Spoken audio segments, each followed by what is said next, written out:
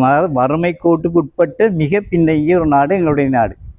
இந்த இலங்கையிலேயே மிக மிக பின்தங்கிய மாவட்டம் எங்களுடைய முல்லைத்தீவு மாவட்டம். இந்த முல்லைத்தீவு மாவட்டத்தை எடுத்து பார்த்தால் அதிலேயும் மிகவும் பின்தங்கி இருக்கிற இடம் எங்களுடைய ஒட்டு சுட்டான். கல்வி உதவிக்கு பணம் வழங்கியிருக்கிறேன், அதுக்கு நன்றியை தெரிவித்துக் கொள்கிறேன். உணவுகளை பாதுகாக்கிறதுக்குரிய இதுகள் கோரிய போது ஷோகேஸ்க்கு குறிப்பாக ஷோகேஸ் கோரிய போது அது இந்த அறக்கட்டளையினர் தந்ததை இன்னைக்கு நன்றியை தெரிவிக்கிறேன்.